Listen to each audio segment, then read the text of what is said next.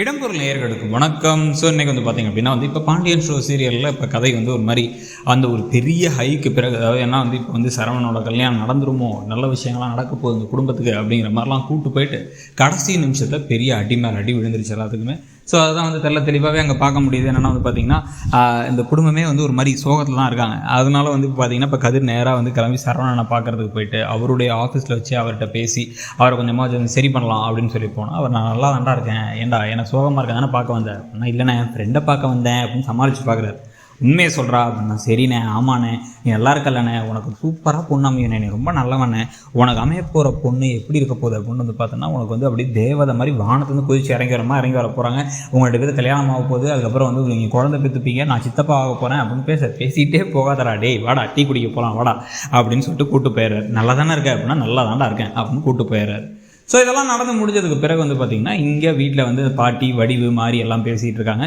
அப்போ அங்கே வந்துடுறாரு பழனிவேலு அவரை உட்கார வச்சு அவர்கிட்ட பேசி என்ன நடக்குது, எங்கே காலைல அவ்வளோ சீக்கிரமாக கிளம்பி போனீங்க எல்லாருன்னு கேட்டால், அவர் இந்த பொண்ணு பார்க்க போனோம் அப்படின்னா, உனக்கா அப்படிங்கிறாங்க. எனக்கு யாரா பார்க்குறா, எனக்கு யாரும் பார்க்கறதில்ல, என் அண்ணனுங்களும் பார்க்கறதில்ல, அந்த வீட்டில் எங்கள் அக்காவும் பார்க்கறதில்ல அப்படின்னு புலம்பிட்டு அவர் என்ன சொல்கிறாருன்னா, இல்லை நாங்கள் போனதுக்கப்புறம் அங்கே பார்த்திங்கன்னா சரவணனுக்காக தான் பார்க்க போனோம். ஆனால் அந்த பொண்ணு வீட்டில் என்ன சொல்லிட்டாங்கன்னா, சரவணனுக்கு தர முடியாது, ஏன்னா தம்பிகளுக்கு கல்யாணம் வேணாலும் தர முடியாதுன்ட்டாங்க அப்படின்னு. என்ன கொடுமடாது அப்படின்னா, என்ன பண்ணுறதுனே தெரிலக்கா, ரொம்ப நல்ல பையன், உங்கள் சொந்தத்தை ஏதாவது பார்க்கலாம்ல அப்படின்னு மாறி சொன்னதுக்கு, என் சொந்தத்தில் பார்த்தா என் பையனே நான் உயிரோட கொண்டுருவான் அப்படின்ட்டு அவங்க அதை பேசிகிட்டு இருக்காங்க.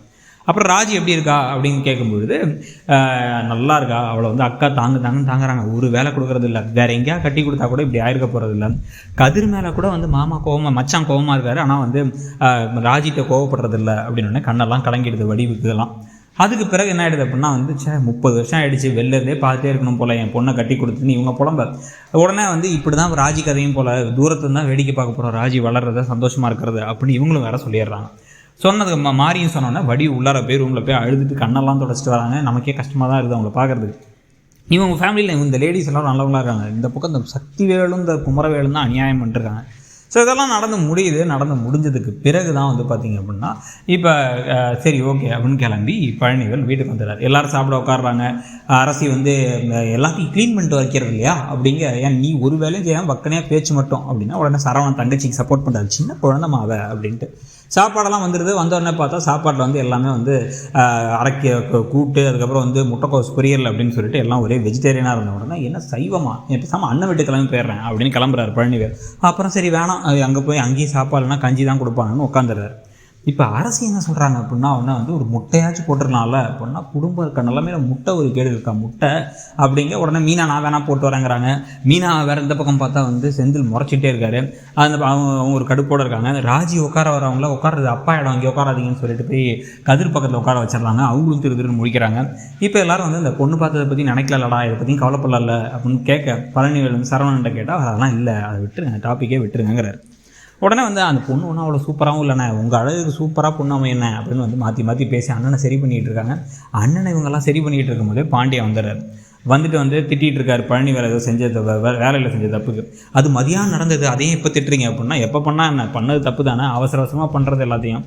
மற்ற அப்பா ஒரு கல்யாணம் பண்ணி வைப்பாருங்கிறது இல்லை, இப்போ அண்ணன் மேலே அப்படியே பாசம் அப்படியே பொத்துக்கிட்டு வருதாகும், அண்ணா வாழ்க்கையை கெடுத்துட்டு அப்படின்னு திட்டுறாரு. நம்மளை திட்டலையா இவனுங்களையான்னு யோசிச்சுட்டு, ஒரு கண்ணில் வெண்ணெய் ஒரு கண்ணில் சுண்ணாம்பு தானே பண்ணிட்டுருங்க நீங்கள் அப்படின்னு இவர் புலம்புறாரு. இவருக்கு என்னாச்சு அப்படின்னு கேட்டால், அப்புறம் என் கல்யாணத்தை பற்றி யோசிக்கவே மாட்டீங்க, 12 வருஷத்துக்கு முன்னாடி ஒரு பொண்ணை பார்த்து வந்தேன், அந்த பொண்ணு கல்யாணம் அடிச்சுங்கிறத பற்றியே பேசுகிறீங்க, எனக்கு கல்யாணம் பண்ணி வைப்பீங்களா மாட்டிங்களா அப்படின்னு அவர் ஒரு பக்கம் புலம்பிக்கிட்டு இருக்காரு.